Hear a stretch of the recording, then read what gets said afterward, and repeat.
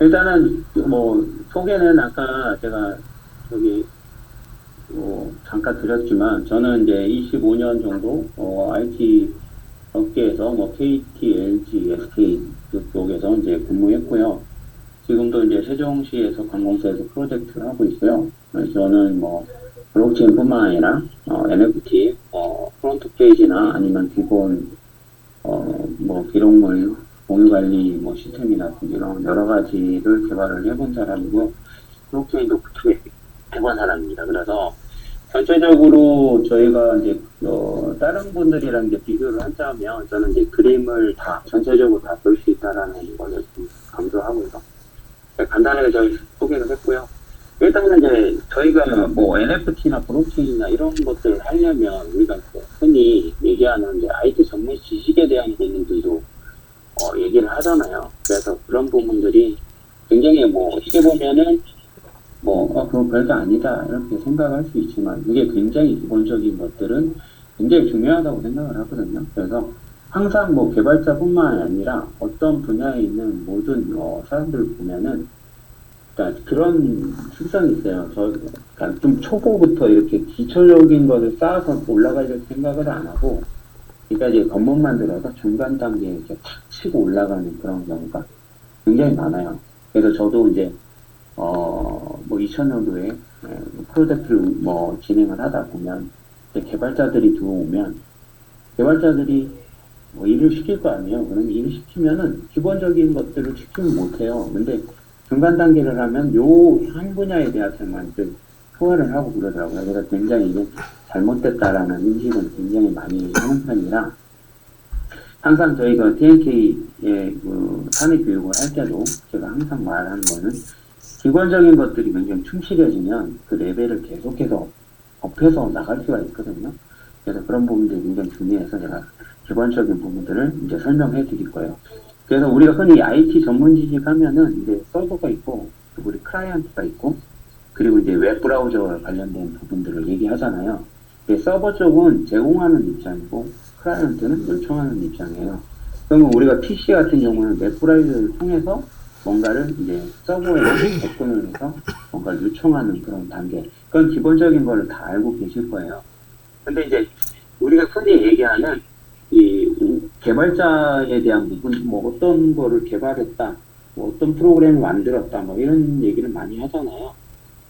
우리가 만나면은 뭐 하물며 이제 우리가 차를 사러 가면 차에 대한 뭐 ABD 시스템, 뭐 차량 관리 시스템에 관련된 부분도 얘기하는 부분도 있고, 이런 거는 어떻게 제어를 하죠? 뭐 이러면서 차량에 대한 부분도 누가 어떤 사람이 개발을 했고 뭐 이런 얘기를 하잖아요. 그런 느낌 개발자에 대한 부분들 이런 부분들을 간략하게 이제 또 설명을 드릴 거고 우리가 또 웹 개발자 그리고 뭐 웹 개발자 그리고 웹 개발자 뭐 여러 가지 얘기하잖아요. 뭐 서버 개발자 뭐 이렇게 얘기하는데 흔히 일반적으로 우리가 얘기하는 것들은 웹 개발자하고 웹 개발자라고 얘기를 많이 들어봤을 거고 그리고 이제 백엔드 개발자 뭐 프론트 개발자 뭐 이런 얘기도 들어봤을 거예요. 그래서 백엔드 개발자라는 거는 그냥 업무적인 관련된 것들을 개발하는 그냥 논리적인 어떤 정보를 핸들링하는 쪽을 얘기를 하는 거고 그리고 이제 프론트 개발자는 그냥 정보에 대한 표시되는 그런 개발자를 얘기를 하는 건데 백엔드는 웹이라고 생각을 합니다. 그래서 우리가 이제 흔히 그 NFT 우리가 예전에 이제 컨설팅 할 때도 프론트 페이지를 개발한다라고 얘기하거든요. 그 프론트가 이 프론트를 얘기하는 거예요. 이 프론트 개발자를 얘기하는 거거든요. 그 프론트 개발자는 우리가 웹상에서 보여주는 하나의 그런 정보를 표시하는 그런 부분들을 얘기하는 거다라고 이제 생각을 하시면 돼요. 근데 웹은 뭐가 틀리느냐라는 부분들도 있을 거잖아요. 그래서 우리가 이제 개발을 할 때 흔히 웹을 개발하거나 웹과 웹을 개발하거나 아니면 예전에는 웹을 개발했겠죠. 웹이 나오기 전에는. 웹은 뭐냐 안드로이드하고 우리가 흔히 얘기하는 구글의 안드로이드 그리고 우리가 애플의 iOS 두 가지 핸드폰 있잖아요. 그거를 언어가 다 틀려요. 그래서 안드로이드 개발자가 개발하는 거는 얘 언어가 틀리고, 그 애플에다 개발하는 거는 얘가 개발하는 게 틀려요. 언어가 틀리기 때문에. 그래서 우리가 애플을 쓰는 사람은, 안드로이드 쓰는 웹이 애플에 없네? 이거 무슨 황당한 경우가 이렇게 발생할 수도 있잖아요. 근데 이게 왜 일어났느냐면, 한국에는 안드로이드 사용자들이 많은데, 지금은 iOS, 애플폰 많이 쓰잖아요. 그러니까, 개발하는 사람이 안드로이드의 랭귀지 언어로만 개발을 한 거예요. 그러면 iOS는 개발을 안 한 거예요. 그래서, 애플폰을 가지고 있는 사람은, 예? 웹을 다운로드를 못하고, 그래서 두 가지를 개발을 해야 된다는 거죠. 그래서 이런 부분들이 조금 이렇게 기본적인 지식을 없다라고 하면 이런 것도 이거 왜 그렇게 되지? 라고 이렇게 생각할 수가 있거든요. 그런 부분들이 아무래도 프론트엔드 개발자라고 제가 얘기를 하거든요. 그런 부분들을 좀 이제 지식적으로 알고 계시면 굉장히 좋을 거라고 생각을 합니다. 그리고 이제 우리가 이제 서버 개발자라고 하는데, 서버 개발자는 누구를 얘기하냐면 아까 얘기했듯이 웹 개발자, 그리고 웹 개발자, 프론트엔드 개발자, 그리고 AP 개발자, 그리고 백엔드 개발자. 이걸 다 합쳐서 이제 서버 개발자라고 하는데요. 왜 서버 개발자라고 하냐면 이거는 서버랑 코드 값을 항상 공유해서 연계해서 가지고 가야 돼요. 서버랑. 그렇기 때문에 서버 개발자에 포함되는 거는 프론트 개발자, API 개발자, 백엔드 개발자가 모두가 여기 속해 있는 거죠. 즉 그러면 웹 개발자는 뭐예요? 아까 얘기했듯이 안드로이드 개발자, iOS 개발자. 안드로이드는 구글이고 iOS는 애플이다. 근데 아까 얘기했듯이 안드로이드만 개발하고 애플은 개발을 안 했어. 그러면 애플은 다운로드를 못 받아요. 그렇기 때문에 애플 폰을 쓰는 사람들은 없는 것들이 이제 생기게 되는 거죠. 그런 부분들은 이런 것 때문에 이 기본적인 것들을 몰랐기 때문에 내가 이해를 못했구나라는 생각을 하시면 될 것 같습니다. 그래서 우리는 그거를 이제 서버 사이드 렌더링이라고 해서 SSR이라는 약어를 쓰고요. 이제 클라이언트 사이드 렌더링에서 이제 CSR이라고 쓰거든요. 근데 이거는 이제 뭐 어려우니까 무시하셔도 상관없어요. 근데 키포인트는 우리가 서버랑 클라이언트 그리고 웹 브라우저에서 요 세 가지에 있는 요런 프로그램이나 아니면 웹 개발이냐 아니면 웹 어플리케이션 개발은 어떤 식으로 되어져 있는지에 대한 거, 뭐를 의미하는 건지에 대한 부분들이 이제 기본적으로 알고 가야 되는 부분이에요. 그러니까 한 가지 이제 그거는 나중에 이제 디테일하게 또 나갈 수 있는 시간이 되면 갈 거고요. 우리가 이제 기본적으로 네트워크라는 얘기를 많이 들으셨잖아요. 네트워크. 우리가 이제 통신망 AS 기사들 우리가 이사를 하게 되면은 공유기에 인터넷 설치하러 이제 오잖아요. 그러면 SK가 있고 LT가 있고 KT가 있잖아요. 이렇게 통신망 사업자들이 있어요. 그 통신망 사업자들은 전체적인 인터넷을 전용선을 사용하고 있는 그런 통신업자들이 그렇기 때문에 아파트에다 연결이 되고 그리고 이제 일반 주택도 연결이 되고 다 그렇잖아요. 거기에 있는 이제 네트워크에 대한 용어가 있어요. 그 용어가 있는데 우리가 이제 흔히 PC에서 얘기하는 이제 잠깐 얘기했는데 내가 친구한테 어떤 프로그램을 USB에다 다운을 받아가지고 가져왔는데 그거를 내 PC에서 로딩을 했더니 프로그램이 안 깔리는 거야. 왜 안 깔리지? 그래갖고 친구가 전화가 온 거예요. 물론 이 분야에 있는 사람은 아니지만 야 어떻게 누구한테 내가 어떤 프로그램을 예를 들어서 엑셀을 다운로드 받았는데 깔려고 했더니 안 깔려. 근데 이제 그 사람은 이제 그런 생각을 한 거죠. PC가 뭔가 이상이 있구나 생각을 해서 이제 자기 동생한테 컴퓨터 좀 켜달라고 하고 거기에다가 이제 USB를 붙여서 열었더니 이건 깔리네. 그러니까 어떤 컴퓨터는 안 깔리고 어떤 컴퓨터는 깔리고 그러면 이제 뭐라고 하겠어요? 야, 내 컴퓨터 똥컴퓨터다. 내 컴퓨터 왜 이렇게 안 되지? 뭐 산지 별로 안 됐는데? 이렇게 의아하게 생각하는 사람이 있거든요. 근데 그게 왜 그러냐면은 방화벽 설정이 되어 있어서 그래요. 그래서 우리가 흔히 USB에 어떤 프로그램을 로딩시키거나 깔려고 했을 때는요. 자, 윈도우 10 같은 경우에 계속해서 업데이트를 하거든요. 업데이트를 하게 되면 악성 코드의 신임 여부에 대한 것을 얘네들이 채팅을 해요. 그러면서 아예 그냥 막아버려요. 왜냐면 악성 코드가 깔려버리면 예? 그 노트북 전체가 다른 사람의 행적권에게 넘어가 버려서 그냥 막 그 모든 정보를 다 빼가 버리거든요. 그래서 기본적으로 윈도우 업그레이드가 제대로 된 컴퓨터는 이 실행이 안 됩니다. 그러면 일반적으로 제대로 업그레이드를 안 하고 그냥 업그레이드 하지 말자 하고 계속 나중에 하고 계속 넘어가 버리면요. 그냥 깔려버려요. 그럼 어떻게 돼요? 악성 코드가 심어져 버려요. 그래서 그거를 확인한 다음에 바탕화면에 이제 우리가 이제 그 방화벽이라고 딱 치면은 그 화면이 나와요. 거기에서 저기 방화벽 끄기를 눌러줘요. 이게 간단한 지식이거든. 근데 그걸 모르고 내 동생 컴퓨터는 되는데 왜 내 컴퓨터는 안 돼? 이래갖고 고장났고요. 이거 뭐 AS 그냥 맡기고 막 돈 주고 그러는데요. 그렇게 그거는 무식해서 그렇게 하시는 거고요. 간단하게 정말 그런 부분들은 기본적인 지식만 있으면 얼마든지 할 수 있는 부분이에요.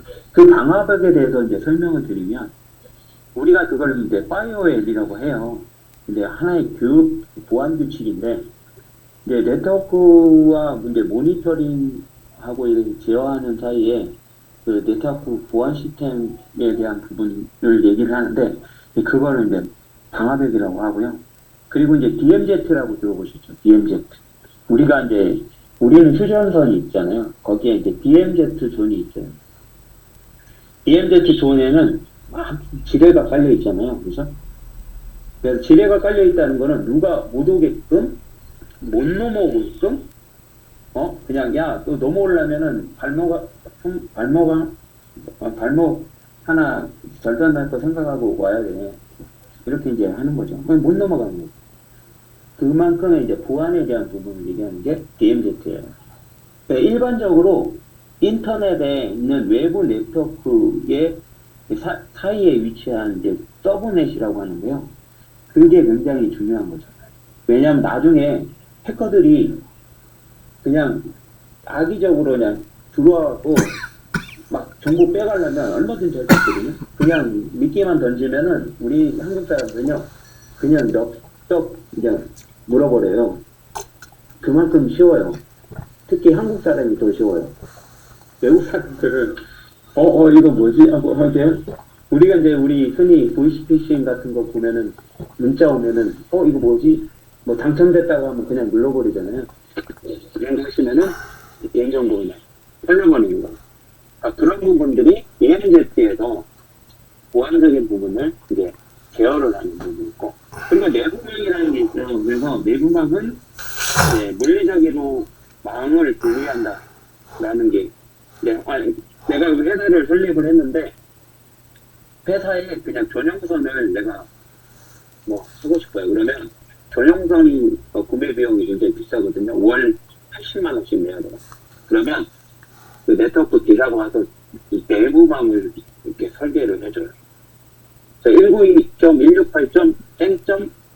이 내부, 그러니까 사내 인트라넷을 만들어줘요. 그러면 사내 안에서는 얼마든지 정보를 제공을 할 수 있게끔. 그러면 외부에서는 침입을 못하죠. 당연히. 왜냐면 내부 인트라넷이 있기 때문에. 그거를 이제 내부망이라고 하죠. 우리가 이제 핵망, 그러니까 자치단체나 관공서도 내부망이 있잖아요. 그게 이제 내부망이라는 거예요. 물리적으로 망을 분리시키는 거예요. 그래서 이제 권한에 대한 통제권을 이제 제어를 할 수 있게끔 만드는 거죠. 그러니까 우리가 이제 영화 얘기를 한번 할게요. 궁궐이라는 영화 혹시 보셨어요? 좀비 나오는 거. 왕이 이 좀비가 외곽에 궁궐 밖에 좀비가 이제 나타나갖고 물어 뜯어 죽인다라고 해갖고 왕이 그걸 알은 거예요. 그래서 신하들을 불러서 야 어떻게 궁궐에만 지낼 수 있냐? 나가는 사람이 있어야지 뭐 정보도 없고 뭐 해야 되지 않겠느냐? 예? 그러면서 이제 성벽을 쌓은 거죠. 성벽을 쌓아서 이제 그러면 그 성벽에 문을 하나 이제 관문 우리가 흔히 이제 명패를 주고 이러면 이제 출입을 하고 왕의 이제 무슨 그 명패 같은 걸 주면은 너는 통과시키고 너는 못 통과시키고 이러잖아요. 예. 그런 부분들이 있어요. 그거를 이제 제가 이제 아까 방벽이나 이런 거를 빗대어서 이제 설명을 해드릴 텐데, 근데 만약에 이제 그 문이 뚫려버리게 되면 어떻게 해요? 왕도 좀비가 물어 뜯을 죽일 수도 있잖아요. 그죠? 그렇기 때문에 안 되겠다. 신하들한테 해서 야 외곽에 관문을 하나 만들어 놨는데 내부에서도 저 성벽을 쌓자. 그래갖고 내부에서도 성벽을 쌓아놓는 거예요. 그러면은 만약에 이제 1차 관문이 뚫리면 2차 방어선이 일단 구축이 되는 거잖아요. 그러니까 그 생각을 한 거죠. 그래서 야 왕이 허가하는 사람만 그러니까 신하가 있을 거고 왕이 허가하는 사람만 오도록 이제 만들어 놓는 거예요. 그러면은 이제 방어선이 무너지지 않도록 보안을 계속 유지를 하고 최소한 이제 안전구역을 확보를 하는 거죠. 그러면서 경비들을 이제 세우는 거죠. 그리고 또 외부에 소통이 될 수 있도록 소통 업무 지역을 또 따로 만드는 거죠. 그게 하나의 네트워크예요. 네트워크. 그 네트워크라는 거는 거기에 있는 중간에 왕이 세운 성벽, 그게 이제 내부망이 되는 거죠. 그리고 외곽 쪽에 거기가 방화벽이 되는 거죠. 그 방화벽 안에는 자 들어오지 못하게 DMZ 존 지뢰를 설치하고 DMZ 존을 만들어 놓는 거예요. 그래서 최소한의 사람만 그냥 명패 받은 사람만 들어오게끔 하는 거죠. 제가 아까 얘기했던 그 외곽에 성을 쌓아놓은 그 자체를 방화벽이라고 하는 거죠. 우리가 이제 외부망이라고 있는데 그 외부망의 그 접견 지역에 DMZ 존이라고 하는 거죠. 그게 왜 굉장히 중요하냐면 아까 제가 설명했잖아요. 인터넷을 하는데 해커들이 딱 지켜보고 있다가 얘가 국민은행을 접근을 하는데 암호가 다 보이는 거야. 그러니까 해커들이 들어와가지고 외부망으로 들어온 거죠. 그래가지고 주민번호하고 이런 거 다 보고 있는 거니까. 그렇게 돼버리면 어떻게 해요? 그 관문이 뚫리는 거잖아요. 뚫려버리면 어떻게 돼요? 자기 정보가 다 나가는 거죠. 그래서 내부에 있는 방화벽이 필요한 거죠. 내부에서도. 그래야지 첫 번째 DMZ를 뚫고 들어온 해커들의 침입을 막을 수 있는 거죠. 우리가 흔히 거기까지 방화벽을 뚫고 들어오면 거기에 이제 우리가 이제 개발 서버가 있어요. 개발 서버. 그리고 테스트 서버가 있고요. 그리고 예전에 카카오톡에서 한번 뚫렸었잖아요. 어떻게 뚫은지 아세요? 개발 서버에 접근을 했어요. 개발 서버. 개발 서버니까 관리가 소홀한 거죠. 근데 개발 서버에 데이터베이스 어드미니스트레이션이라고 해서 DB에 대한 접근할 수 있는 권한을 가지고 있는 사람이 있거든요. 관리자. 그 사람이 개발 서버에 접근하는 거를 얘가 해킹을 한 거예요. 그러면서 얘가 개발 서버도 접근이 되지만 어떻게 운영 서버도 접근이 되잖아요. 그럼 운영 서버에 개발 서버를 접근했다가 다시 운영 서버에 간다는 걸 알고 개발 서버에 악성 코드를 씹어놓은 거죠. 그러면 개발 서버는 뚫려도 예? 운영 서버는 안 뚫리겠지 하고 있다가 당한 거죠. 네, 그래서 그 정보를 가지고 간 거죠. 네, 그래서 굉장히 이게 방화벽이라는 건 보안이라는 건 굉장히 중요합니다.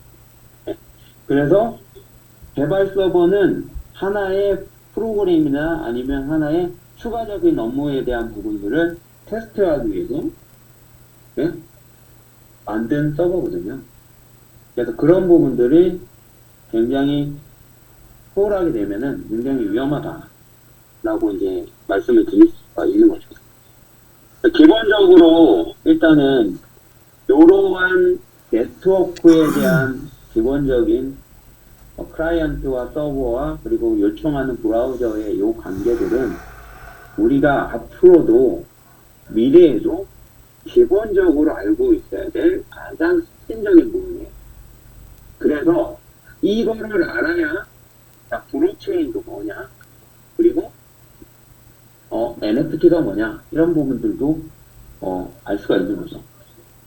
제가 이제 그 시간이 이제 얼마 없는 관계로 우리가 인터넷을 우리가 쓰고 있잖아요. 그 월드와이드 웹이라는 게 언제 나왔냐면 2014년도에 그 전에 이제 개발이 됐지만, 예?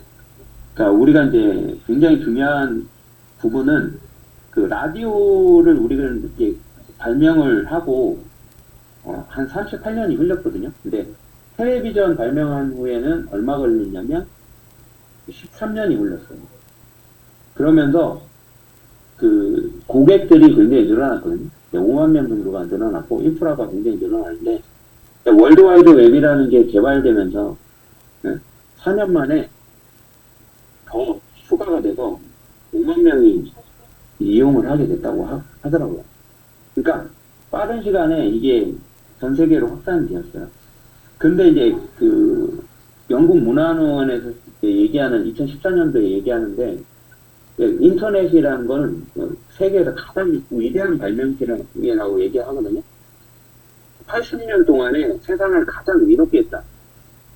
그리고 세상을 가장 변화시켰다라고 이제 영국 문화원에서 성장할 정도로 굉장히 이제 인터넷이라는 건 엄청난 개발품이라고 이제 인지를 했지만 그것보다 더 훌륭한 건 블록체인이 나오죠.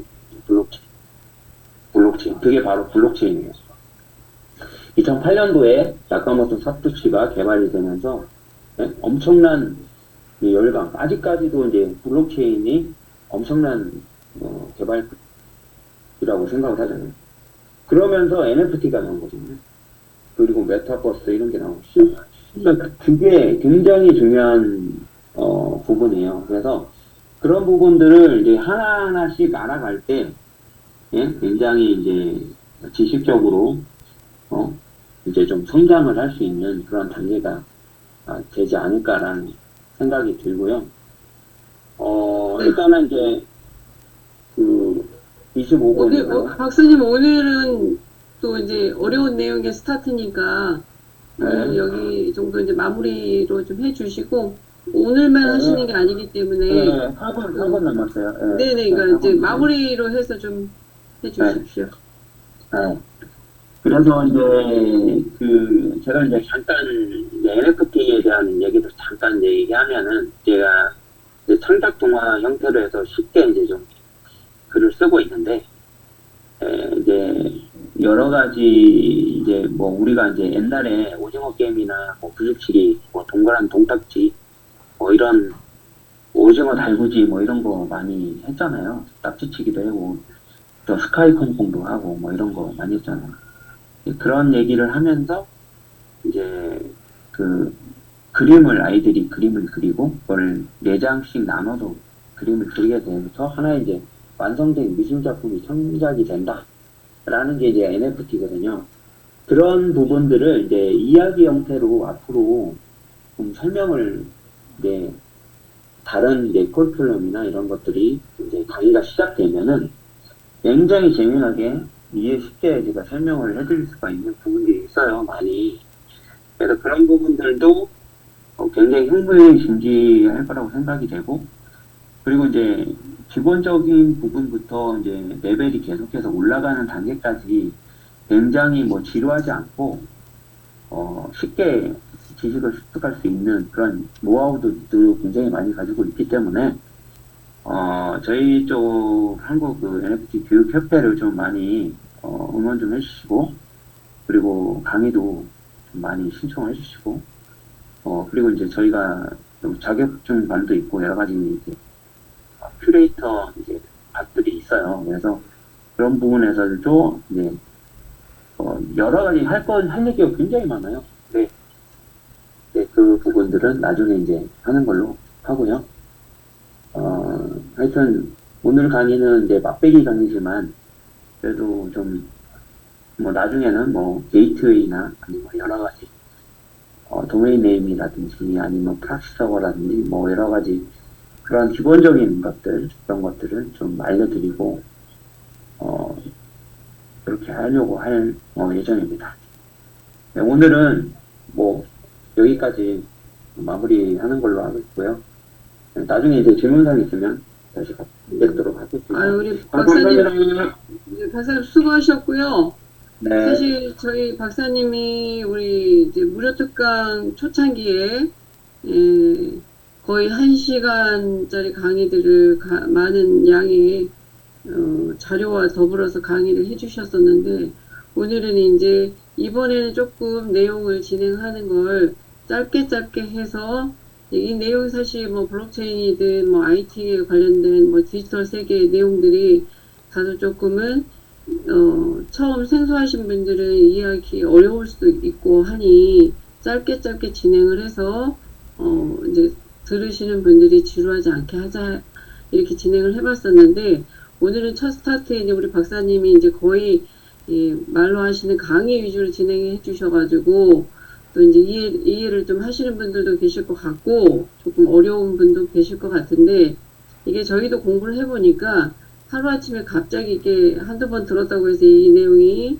다 숙지가 되는 건 아니더라고요. 그러니까 저희가 이제 계속해서 이 무료 특강을 계속 진행하니까 또 다음에는 우리 박사님 또 다른 내용으로 진행을 해 주실 거고 그때는 또 다른 이제 오늘하고 좀 다른 모습으로도 좀 진행을 해 주실 거니까 다음에도 좀 많이 참여해 주시고요.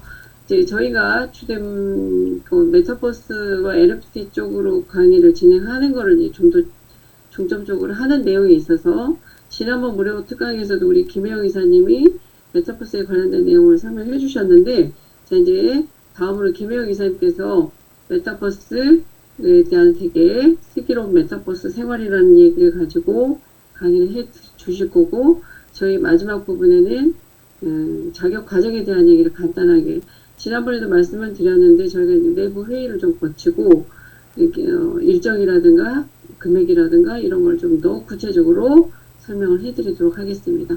자, 김혜영 이사님 준비해 주시고 시작해 주십시오.